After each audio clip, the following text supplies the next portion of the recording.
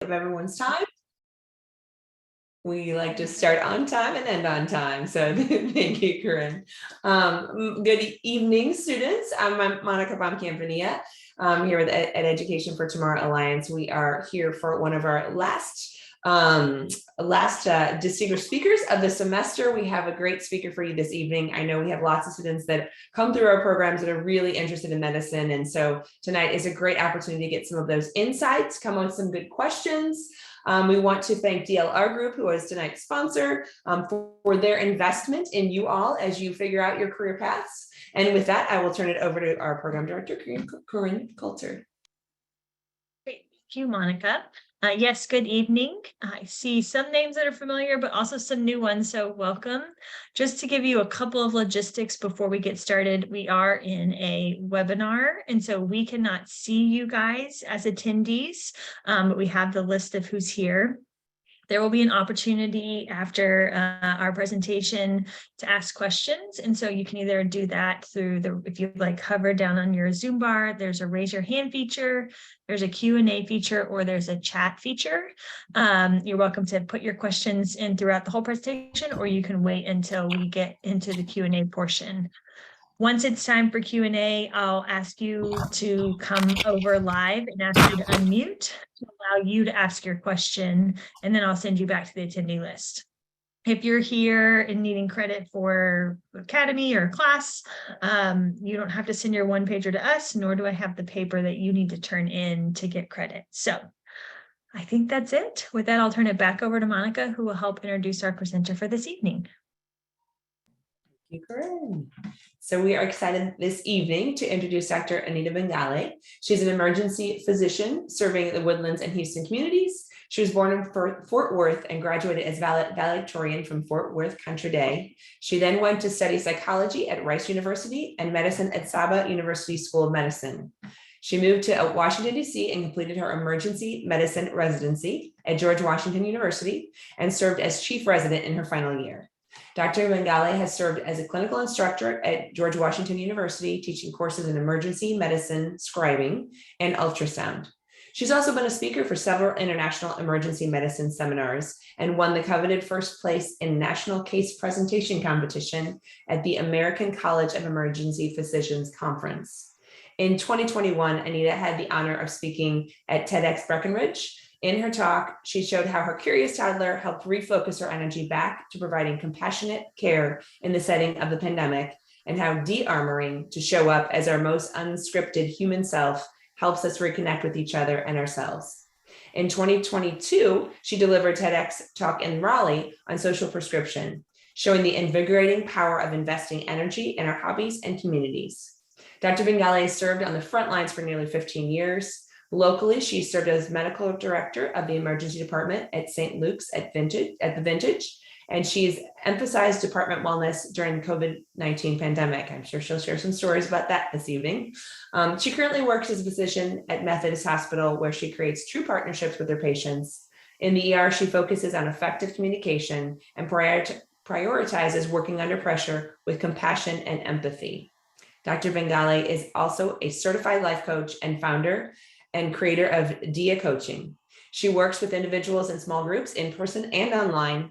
Anita aims to spread joy by improving mindset and believes in the magnificent, ignitable power of each person's inner light.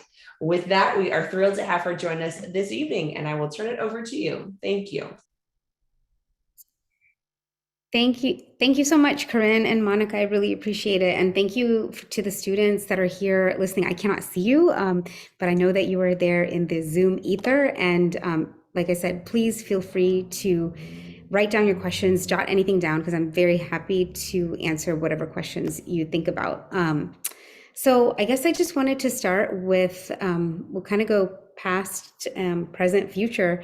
And I just wanted to spend a little bit of time talking about kind of the journey that I've been on to be able to get to this point. Like Monica mentioned, I was born in Fort Worth, and I was the oldest in my family. My dad was a physician, and so it was kind of like medicine was around me. But at the same time, my dad was the only person in my on my dad's side that I could relate to who was actually in medicine. Everyone else was either, a lot of the like kind of the family friends we had were engineers. And so I really, really had a lot of kind of foundational memories that with my dad that probably ignited my desire to even pursue medicine. I just remember like making rounds with him in the hospital and going to the doctor's lounge and him getting me random chocolates or candies. And I just remember the way that these patients would look at my dad and they would really, really value what he was saying. They would really value his recommendations, his advice. And he was just always so jolly in those moments. And I just saw him as such like a happy person, as a happy physician. And so that is kind of what sparked my interest to even go into medicine. It wasn't about anything material. It wasn't about the prestige factor. It wasn't because of what people would think of me. It was just like really wanting to emulate this emotion that he seemed to exude, not just for himself, but like the people around him. And so that was kind of the initial reason. And like through my school years, I was always kind of academically inclined, I would say, total nerd, and I loved math and science. Always felt like I was very bad at writing. I loved reading things on my own. And then actually starting in middle school, I started to dislike reading anything that was actually required and would go through writing passages for school and just felt like I was being forced to read and to write these essays. And then I kind of in high school, I probably stopped pleasure reading. And that's like something I look back on, and it's so disappointing that that is what happened, because there's so much emphasis on so much, I guess, schoolwork and all these after school activities that I felt like I was having to do because of some external force, right? Like you're trying to work on your application, you're trying to be something that you think other people expect. And I was kind of getting a bit farther from that initial desire as to why I wanted to go into medicine, because of that just like that pure joy. And so it was still my desire to go into medicine, but I realized that that path of getting there was starting to feel really almost like outside of me, kind of like, okay, this is what I'm supposed to be doing so that I can ultimately find this joy. And I felt like I was not enjoying the individual milestones of getting there. And that's only something that I can say as I reflect back on that time. And I would just like go through the checklist of, okay, I did this class. Okay, I did this extracurricular activity. Okay, I did this. And even though I individually enjoyed like debate club and, you know, all of my classes, I felt like there still wasn't, I was always like working towards something in the future. And so finally, then when I get to college, right? Like it was this like, oh my gosh, I'm so excited. You feel like the big checklist is done, right? Because there's so much in high school that's happening that you feel like you need to do in order to even get to college. And then you start afresh and you're kind of, I remember feeling a bit lost my first semester, because it's kind of like you have even 1,000 more opportunities in college than you did in high school. And you start to realize, wow, I can't do everything, you know, because like sometimes in high school you feel like, well, I'm going to do speech, I'm going to do theater, I'm going to do this, I'm going to do that. And then other people tell you, wow, it's going to look so great. And you get to college and you realize, wait, there's nobody to tell me that this looks great. I actually have to decide for myself what it is that I want.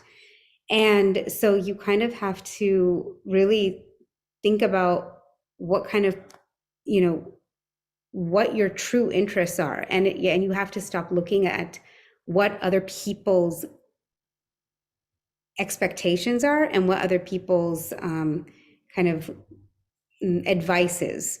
and you have to really start focusing in on what you want to do. And so then you start taking classes that are really meaningful for you. And I felt like then it took me a few years during that college experience to really understand what it is that I wanted to do.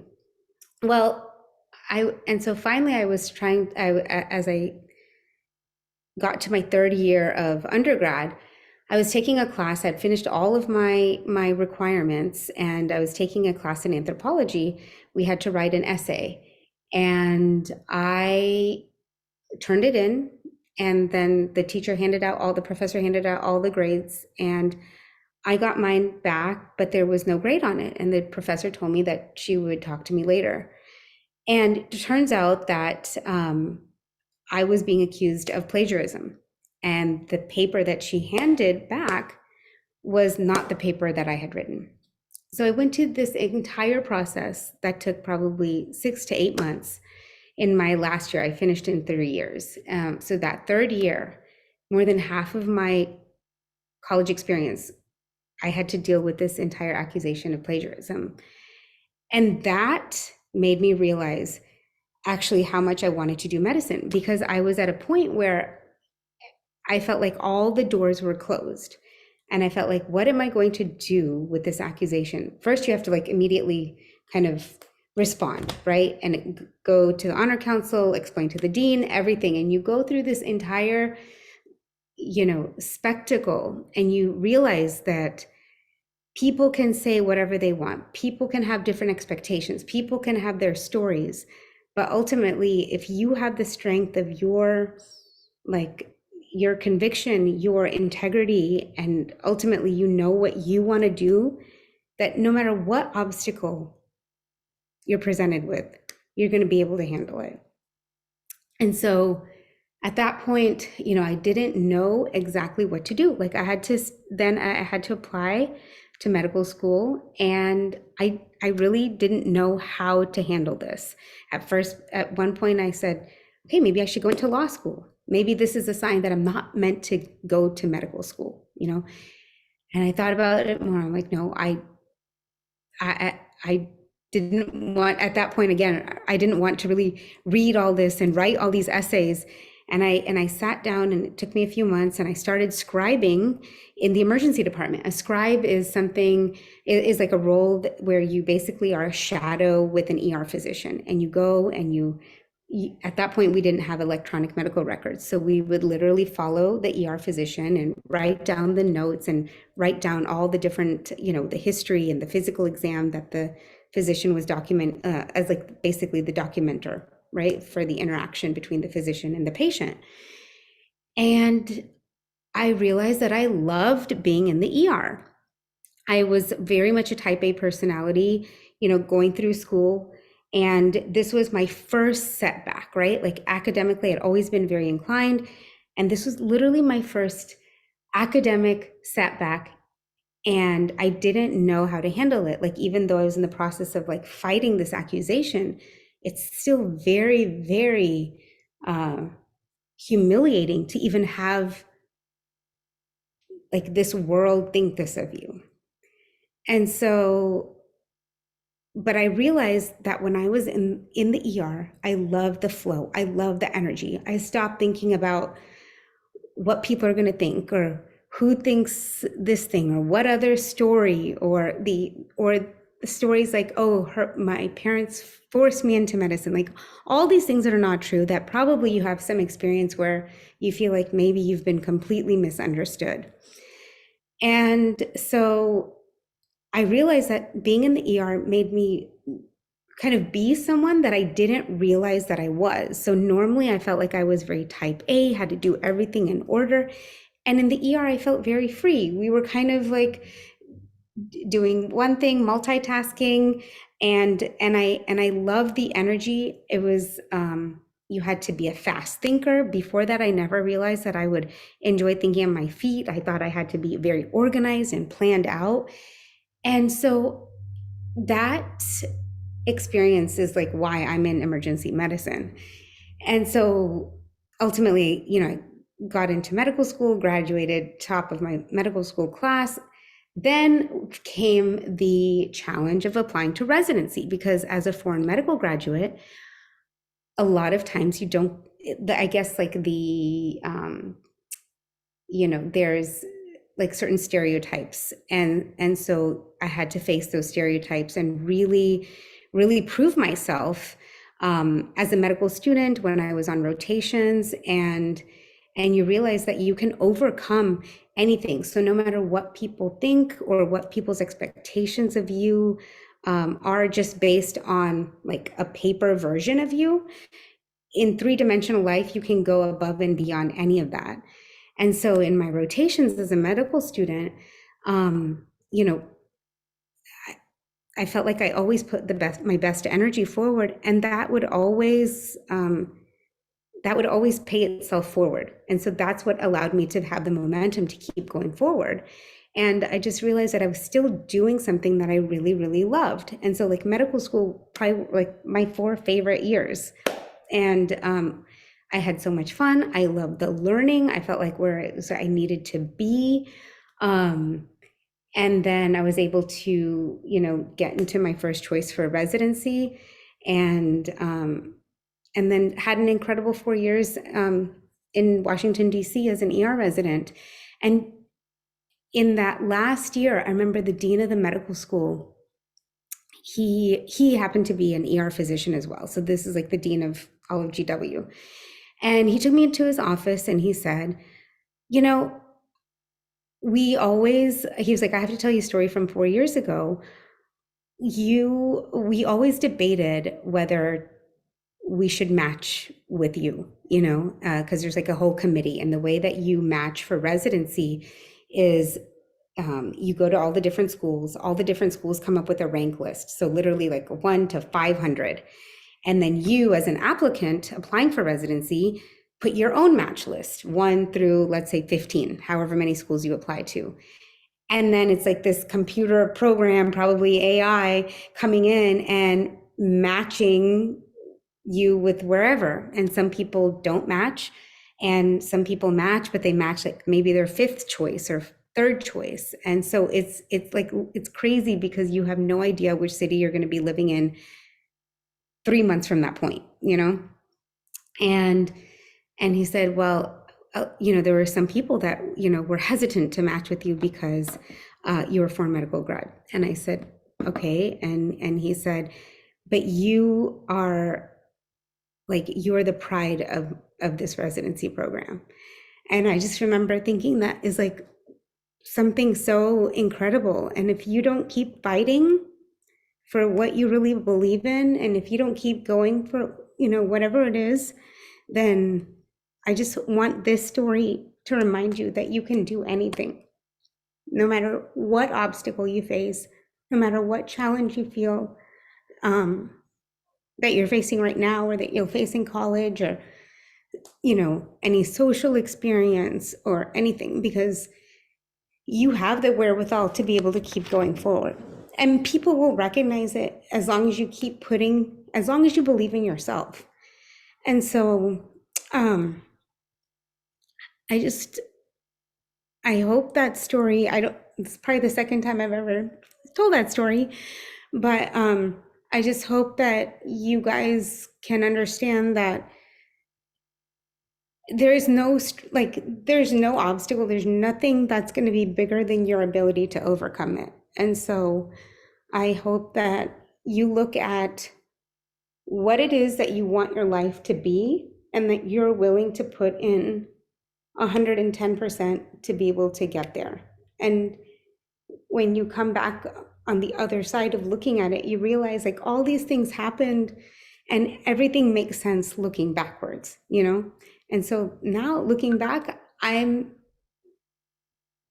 wouldn't say grateful for that experience in college, but I would just say like, I would never have known my own strength if it wasn't for that whole experience, I would have never met my husband in DC. I would have never, been able to lobby on Capitol Hill and really be able to pursue my different political goals.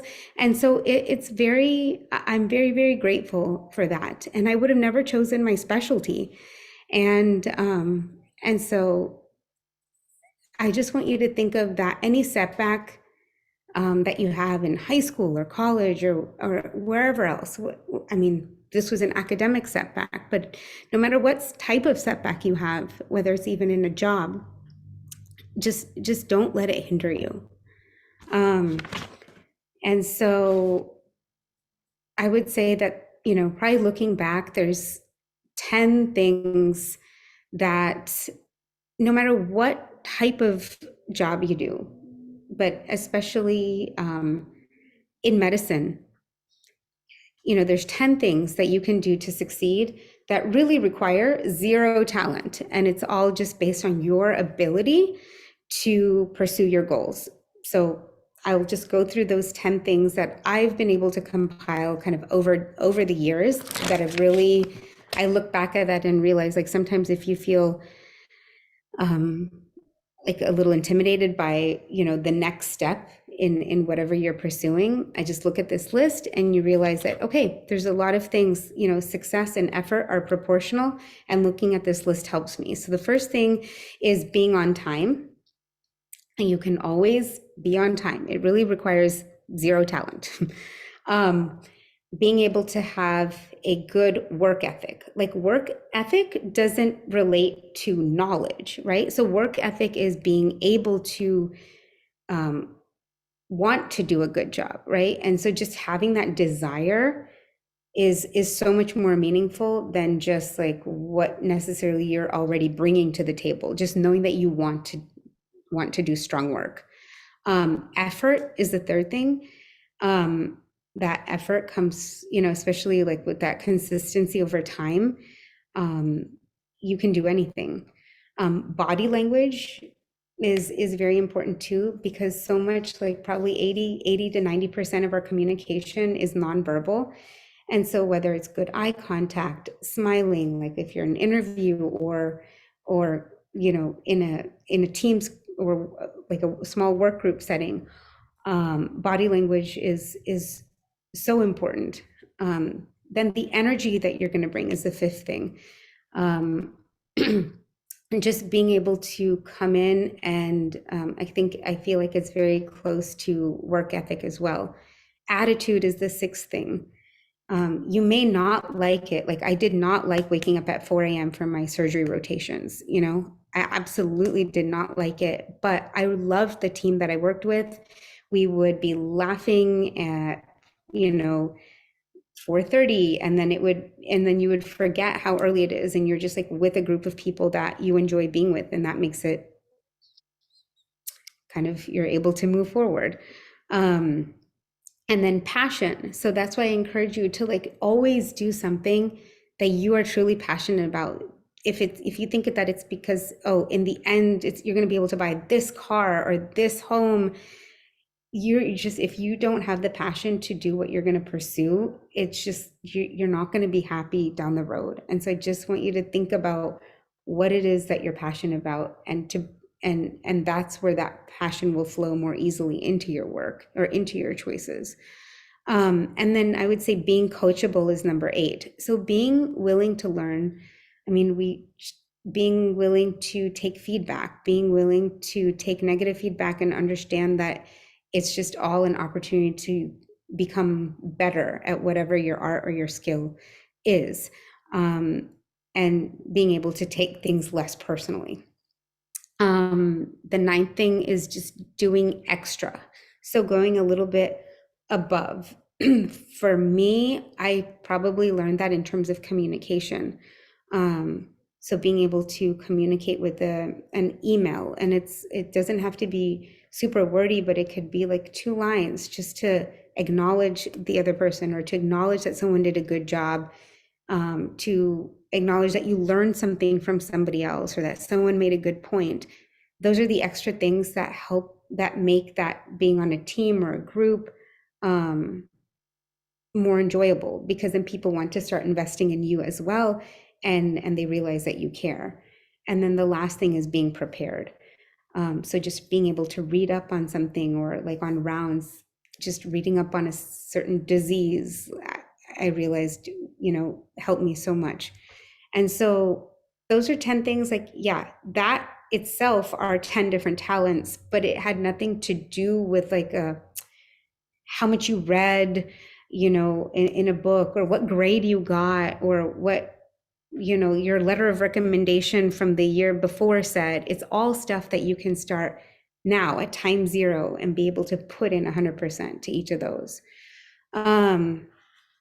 So yeah, I mean, and I guess the last thing I just wanted to say is that there's a famous poem by Rupi Kaur, and she always talks about how, you've barely scratched the surface of what you're capable of, and you have decades, literally decades of victories ahead of you. And so just think about everything like the whole potential that you have in front of you. And so it's expansive. And so just think about it, all the opportunities that you can give yourself. Wonderful. Well, thank you. Yeah.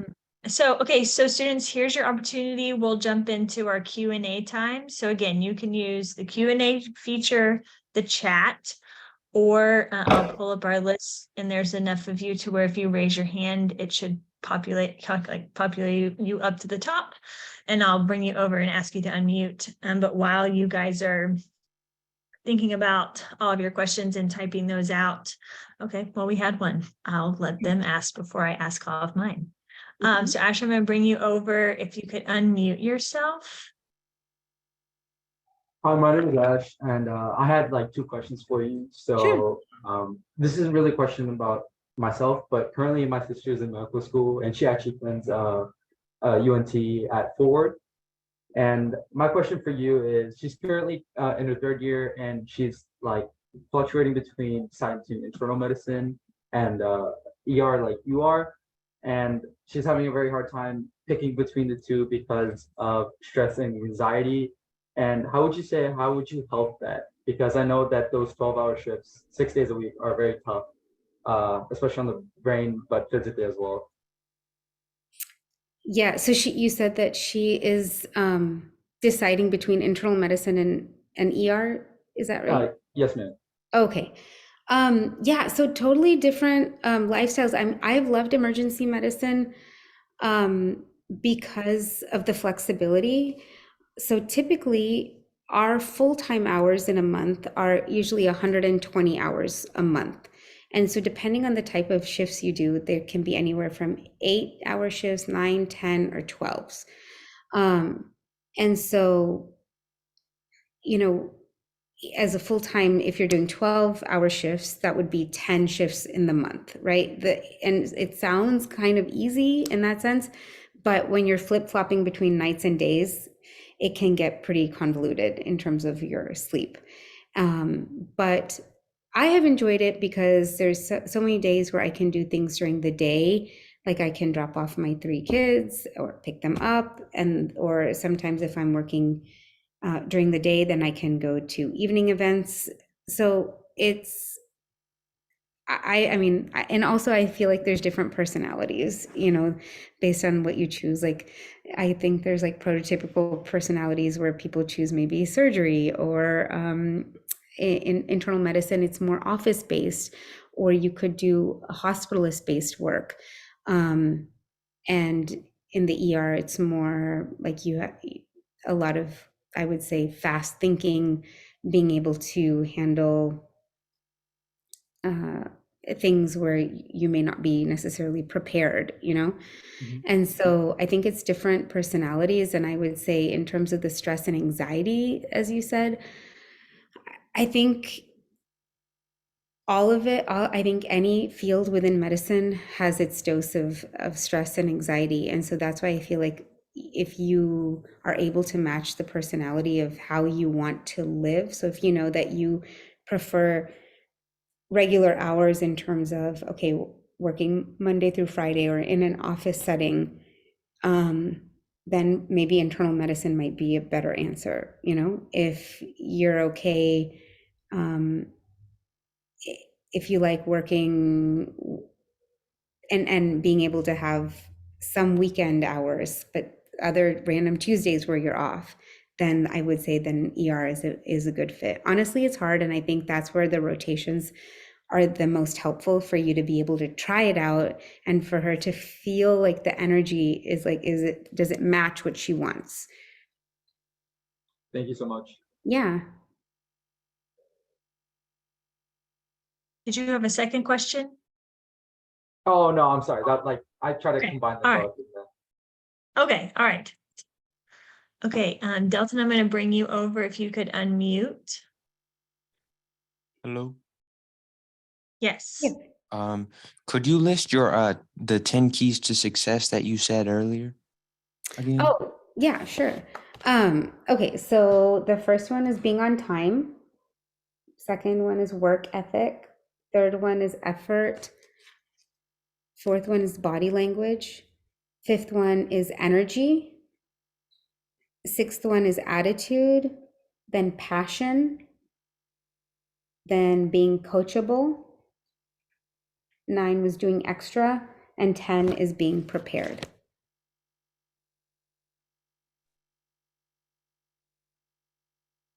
Great, thank you. Mhm. All right, so can you talk about how maybe you unwind after long days in the ER or intense shifts, that you, all the things you've said, you have to be kind of thinking fast and being prepared, but how do you unwind and how do you take care of yourself? Like, what does that look like for you? Yeah, so movement is probably like the biggest thing for me. Some type of being able to get exercise in or fresh air, like a long walk. I think it totally depends on the shift. So for example, if it's a day shift, then I'll probably come home and be able to unwind by taking a walk with my family in the evening or being able to cook, which I find pretty cathartic as well. And then if it's at night, sometimes working, I mean, I did predominantly night shifts for 5-6 years. And in a way it's harder because obviously it doesn't match the circadian rhythm. So, but then I found it more relaxing in that sense because I would come home and nobody would need anything from me necessarily, like I didn't have to do anything for anyone else or serve anybody else. So like actually that sorry, not by night shift, like not overnight, but like the evening, like 2 to 11 or 3 to midnight shift was actually my favorite shift for a long time before I had like probably my third daughter, because if I came home at 10 or 11, nobody needed anything. And I felt like I could just like read for 30 minutes, go to sleep, and then it was done, But now I work predominantly overnight shifts and I come home and I take the girls to school and then I usually will take a walk and then just go to sleep. And so I would say like just the movement and the fresh air. And there are so many times where I would not be, or I would be aware that I needed to sleep more. I would be aware that I needed to take a walk, but I wouldn't do those things. And you realize that it just catches up to you, and then you realize that you have a short fuse. And but in terms of like stressful patient situations, I feel like sometimes I'll literally journal something from the shift because it helps me appreciate the things, because it's very easy for us to complain about what we don't have or what's not working.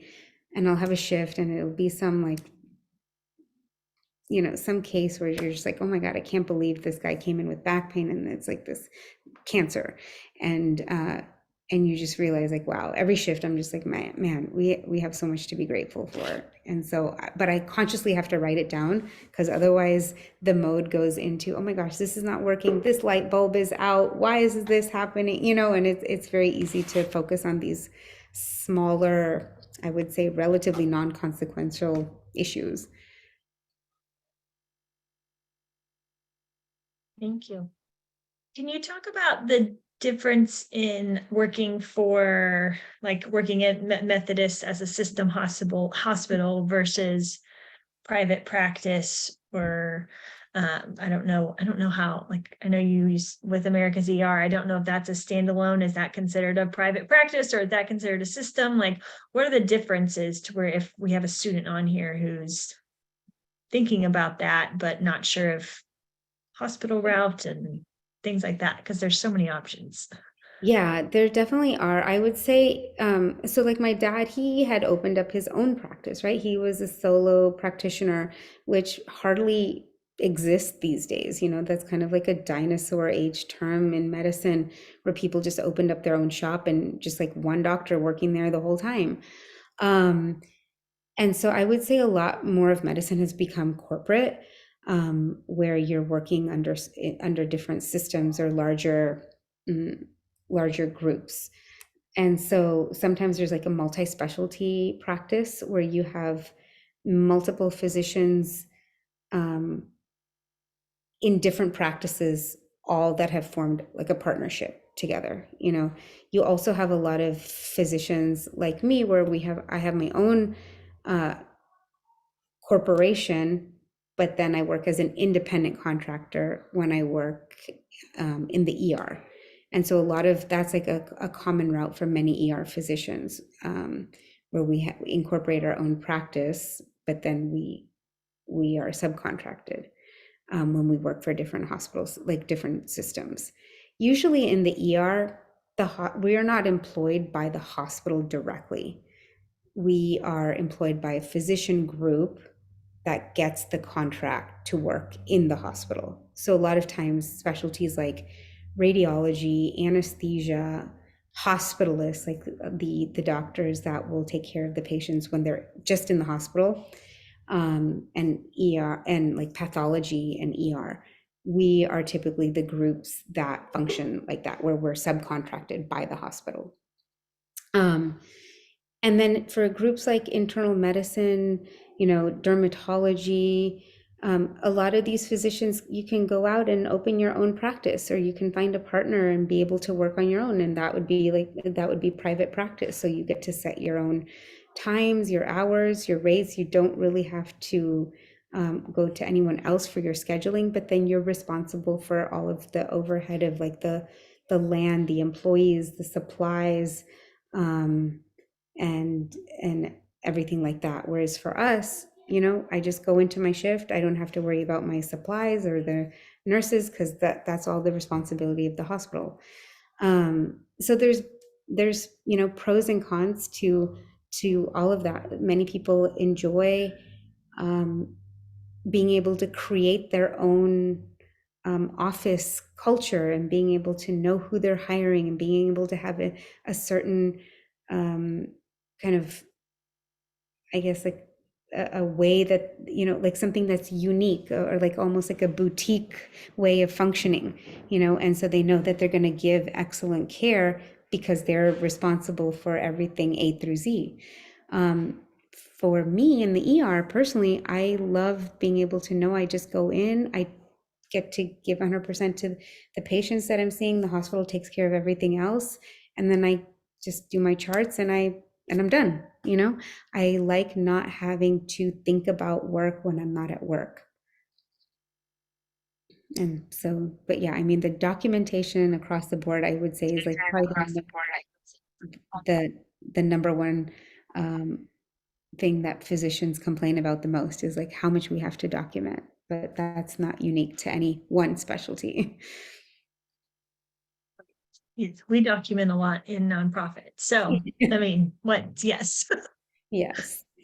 So I have listened to your the Breckenridge TED Talk a couple of times, and I know you've mentioned it when you've been on panels and things like that, as far as like during the COVID pandemic that we had, and kind of your interaction with patients, and kind of that overall theme of removing the mask, of like, really, I think it was your daughter that was asking like the name of the patient, like who was it? What were some of those maybe incorporated in that, but what were also some lessons that maybe you took away as an individual physician, but then also maybe as a leader, during that time of COVID? I think like fundamentally everyone initially was just scared, right? Like we were all in a very vulnerable position, whether we were on the side with the white coat on or on the side with the gown on. It was essentially we were all the same, and we all had a lot of questions as to what was happening, and we basically just needed to be there for each other. And I found that that's where community really played a huge role, where we really just needed to be there for each other and be understanding. And I feel like as we quote like de-armored and were able to show that vulnerability, that's when so much of the differences in thought patterns or differences in beliefs really it just didn't make a difference how different we were. And because ultimately we were able to see that we were all kind of in the same boat, you know.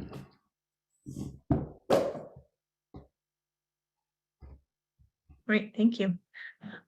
Students, if you guys don't have questions, I'll continue to ask because I have a bunch. But remember, you can use chat, Q&A, or raise your hand feature. I know that you have little ones. How do you do that work-life balance? That thing that we're all trying to figure out every day. I know. I feel like, yeah, I was gonna say it's a daily struggle. You know, I was a first year attending. So attending means when you finish residency. So when you're a medical student, that's 4 years, you're a medical student. Then you go to residency, and depending on the specialty that you choose, it's anywhere from like 3 to 6 years. So mine was 4 years. And then the year after that, when you are like full-fledged and practicing on your own, then you're an attending. So I was a first year attending when I had my first child. And it was just like a whirlwind of feeling like you were just of just being overwhelmed with everything, right? Like feeling like, oh my gosh, now I'm literally responsible for saving lives at work because there's nobody above me. Like I'm the person, there's no, I can't ask like my attending, you know, I am the attending.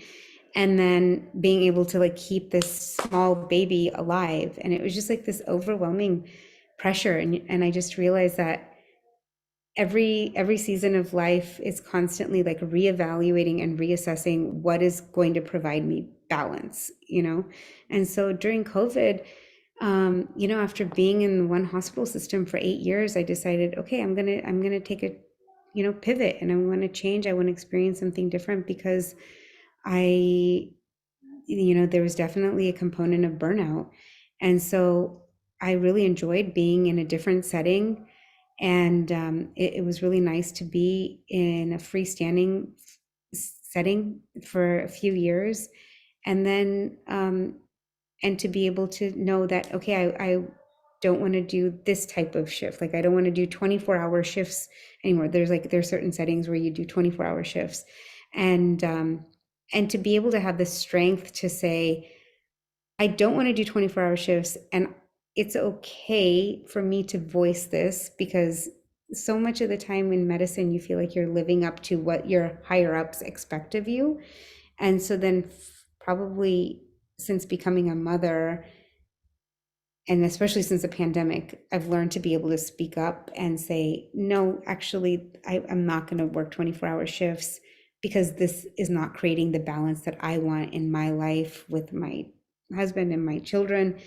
And so to know that, but I would say, I think it takes experience of being able to say yes to many things first, because you do want to be a team player, and then realizing, okay, at this point, this is too much of saying yes, you know, and being able to know that you want to create balance. So I think it's a constant ebb and flow, honestly. And I think as like the age of my daughters changes and their lives and their activities and everything changes, I feel like that's the nice thing about ER, is that you have flexibility to be able to kind of scale up or scale down in terms of number of shifts, to be able to allow all of that to still be a living, breathing animal on its own. You know, like the schedule is, I think, this its own thing. can I jump in real fast? What, how did you make that transition from, into kind of that leadership stuff, into the TED Talks, into the coaching? Because any one of your jobs, it's a big job. You talked, I was laughing when you were talking about, being a mother, and it's like being a mother in own is shocking, is culture shock, right? But also doing that while you're an attending. So how did you kind of make that transition into, something that is kind of an extension of what you do, but it could be its own, completely own thing? Yes. So I think, so in undergrad, I majored in psychology, and so that's something that I was always very much interested in. And then I would say during the pandemic, I, in a way to kind of relax and unwind, I was just reading a lot more of my, like things from the psychology literature. And about 7 years ago, actually, I started doing work with a telemedicine company called Brightside, and they focus on patients that have anxiety and depression. And it was founded by a Stanford professor, and I was one of the first 5 docs in Texas to work on this project with her. And because we wanted to be able to make kind of mental health care accessible, and so it was one of the first programs that used Zoom. This is like way before the pandemic. And so it was a wonderful opportunity to meet with a lot of young people, I would say between the ages of 18 and 35 patients. And you realize that they struggle so much, that itself was a pandemic before the COVID pandemic, of how to deal with daily stressors and just dealing with kind of creating emotional health in a healthy way. And so that's how I got involved with Brightside. And I realized in talking to so many of these patients, they didn't necessarily need medication. So much of it was a mindset shift, or being able to incorporate things like social prescription, where you get back into your hobbies, where you focus on doing the art and the painting and the photography and the dance, and doing this with your friends, and doing that as your first step to being able to get back into your kind of academic endeavors. And a lot of the patients would tell me that that is actually what helped them more than any of the medication. And so I realized that I enjoyed that coaching part of it, especially in this population, like kind of, I would say, this 18 to 35-year-old group. And so that's why I pursued my coaching certification, and then there was a lot of interest in terms of customers being able to do like group coaching, online coaching, because at that point everything was virtual. And so that's kind of how the coaching had formed.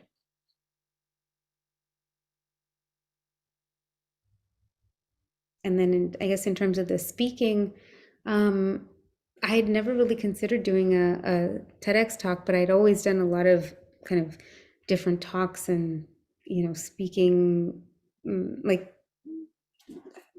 had speaking opportunities. But then somebody had approached me and had nominated me for TEDx Breckenridge. And so then went through the whole application process, and then I was selected. And so that's how that happened. Thank you. I don't know that I've ever heard anyone describe med school as super fun before. Yeah, I know. I mean, there's like a group of us that think that med school was probably the most fun time. You're just like, yeah, it's just I mean, for most people it is college. But yeah, I just love med school. It's just, and I guess maybe you're starting from a place where getting through the classes is not the most challenging, right? I mean, I guess that's part of it, because for most folks, it's just like trying to get through, trying to, get through the material, trying to, stay on top of your class or whatever. So maybe you're just this super woman, and I love it. But no, I think it's great that, for you, it was fun, and it was really just about kind of figuring your niche in that. One of the questions we always like to ask folks is, what skills would you tell these students that they really need to think about, that they should develop, that they should cultivate? I know some of your tips that you talked about, maybe play into some of that, but are there particular skills that you think are kind of invaluable regardless of field and or specific to medicine? I would say,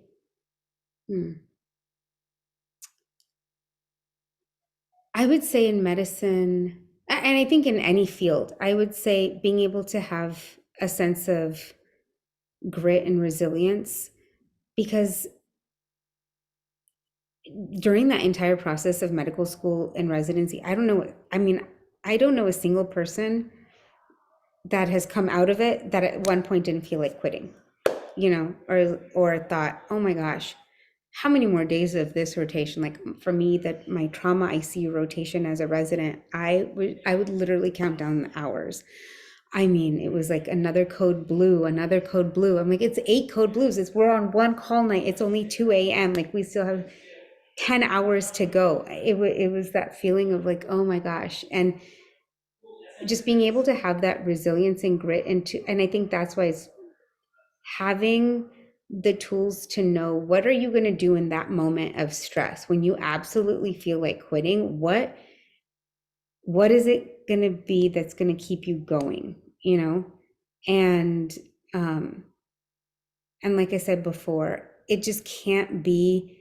I know some people that are in medicine and they're just miserable because they thought it was going to be this totally different life than what they have. So even if they have like all these materialistic things, they're just so empty. They're so unhappy. And so that's why I would say just like know exactly why you're pursuing something and make sure that it's for the right reason. And just know that if that reason is right, then you're going to be able to have the grit and the resilience to go through with it because the reason is fundamentally perfect for you. Thank you. All right, I'll ask one of our other favorites. Students, this is don't miss your chance. We're coming up to 7:30, but we do like to ask our panelists, what advice would you tell your 17-year-old self? And so maybe it plays into some of the skills that you just talked about, but what's your advice that if only you had known at 17? That no matter what you do, people are going to, you know, have an opinion, but that is not your responsibility to manage that opinion. I mean, maybe it's kind of cliched, you know, but like, no matter what you do, if you do a great job on something, there's going to be people who think it would like, there are going to be people who, oh, who does she think she is? Oh, it could have been better. And then there's going to be, if you do a bad job, they're like, oh, that was abysmal. Why couldn't you do a better job? And then if you do mediocre, there's going to be comments on that. So no matter what you do, like you just have to be super happy with what it is that you're doing.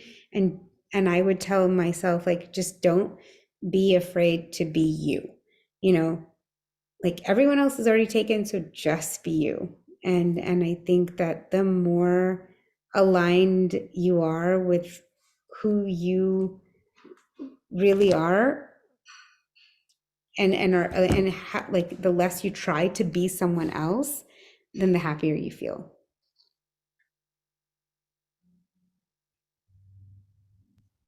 Thank you. That's great. I love it.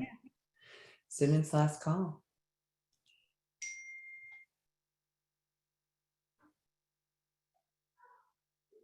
What's one thing that you're proud of? I am really proud of my daughters. I feel like as children, like routine is so important. And I feel like the rhythm of our house is absolutely the opposite of that so many times. And so I always am just so proud that they've been able to adjust to such a changing pattern. And I mean, if anything, I just hope that it helps them adjust to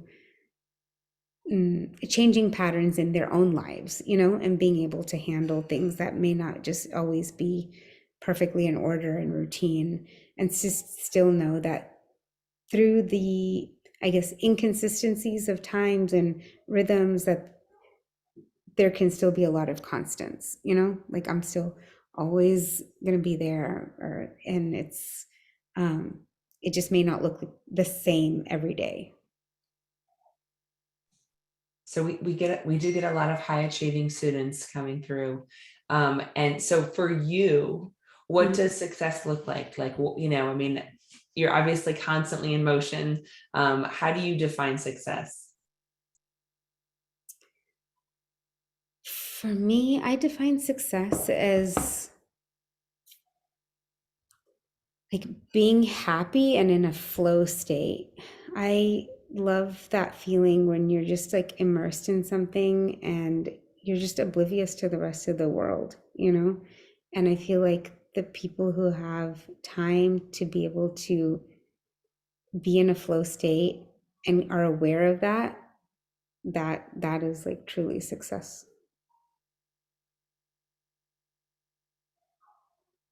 Because so many times in movement, it's like, yeah, you can be productive, but are you really enjoying it? You know? So it's almost like fast motion and flow, but then almost like taking yourself out and recognizing this is awesome.